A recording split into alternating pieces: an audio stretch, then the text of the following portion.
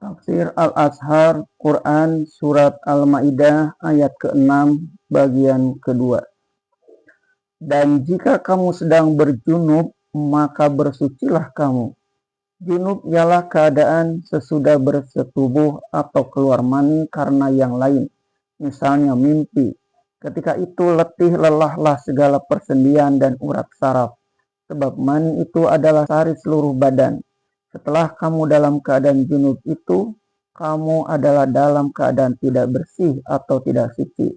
Maka belumlah sah kamu sholat kalau hanya semata-mata dengan berwudu saja. Melainkan hendaklah kamu bersuci dengan memandikan seluruh badanmu. Yang di dalam surah An-Nisa ayat 43 pun dahulu telah diterangkan dengan kata, maka mandilah kamu. Dengan ini mendapat pengertianlah kita bahwa cara membersihkan diri dalam hendak mengerjakan ibadah sholat itu ialah dua macam. Pertama, wudu mengenai anggota wudu yang telah disebutkan. Kedua, mandi wajib karena junub. Selain dari itu ada pula semacam mandi lagi, yaitu mandi yang sangat dianjurkan walaupun tidak junub. Sekurang-kurangnya sekali sejumat, yaitu pada tiap-tiap hari Jumat, ketika akan berangkat pergi ke masjid.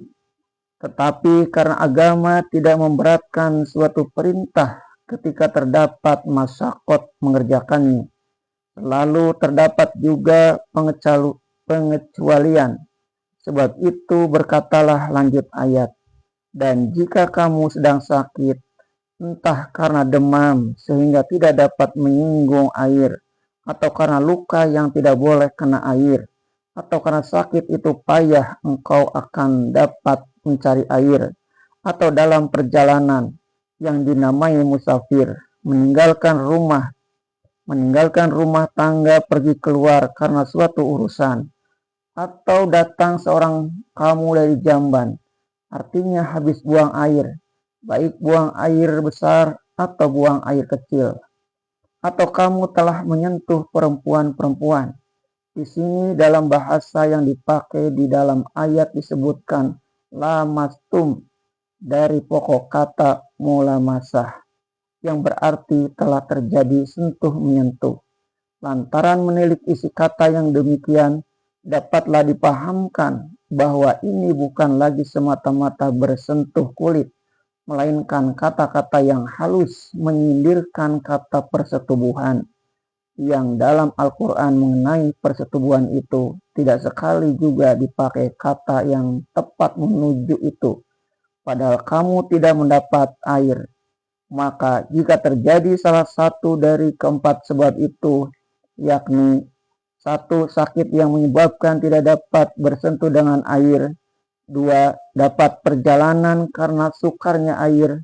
Tiga, kembali dari buang air besar atau buang air kecil padahal air tidak ada. Empat, bersentuhan dengan perempuan padahal air tidak ada atau tidak dapat menyentuh air karena ada sakit. Maka bertayamumlah kamu dengan tanah yang baik. Maka sapulah muka kamu dan tangan kamu dengan dia. Dengan ini dijelaskan lagi ayat 43 dari surah An-Nisa yang dahulu. Di dalam ayat ini dapatlah kita memahami bahwa tayamum adalah ganti air untuk wudu dan untuk mandi wajib. Inilah yang disebut di dalam kitab-kitab fikih, terutama dalam kitab Thaharah, dua macam hadas, yaitu hadas besar dan hadas kecil. Keadaan sesudah bersetubuh atau keluar mani dari sebab yang lain, dan selesai haid dan nifas bagi perempuan, semuanya itu adalah di dalam keadaan berhadas besar sebelum mandi. Sehabis buang air besar dan kecil, sehabis keluar angin atau kentut, atau sehabis tidur, atau setelah menyentuh kemaluan sendiri, terjadilah hadas kecil, maka wajiblah berwudu kalau akan sholat atau akan tawaf di Ka'bah. Kalau air tidak ada atau sukar mendapatkan air atau tidak boleh menyentuh air karena sakit, maka tayamum jadi pengganti wudu dan pengganti mandi junub. Dengan tayamum hadas besar dan hadas kecil jadi hilang, dan kita telah suci untuk mengerjakan sholat, maka bertayamumlah dengan tanah yang baik. Artinya, ambillah tanah yang baik, yang nyata tidak ada najis padanya. Pukulkanlah kedua belah telapak tangan kepada tanah yang baik itu. Bertepukkan kedua tangan sesudah itu. Hembus debunya, lalu sapukan dan barutkan ke muka sekali. Dan terus tangan yang kiri menyapu ujung tangan yang kanan sampai ke pergelangan, dan tangan yang kanan menyapu tangan yang kiri pula sampai ke pergelangan sekali pula. Keterangan panjang lebar sudah kita perdapat ketika menafsirkan ayat tayamum yang pertama pada surah An-Nisa. Maka tersebutlah di dalam Al-Quran dan Sunnah tentang hal-hal yang membatalkan wudhu, yaitu karena keluar sesuatu dari kedua pelepasan muka dan belakang, kubul dan dubur, termasuk keluar angin atau keluar mazi, air bergetah dari kemaluan muka. Selain itu, panjang lebar juga perbincangan para ulama fikih tentang tidur yang macam mana yang membatalkan wudhu.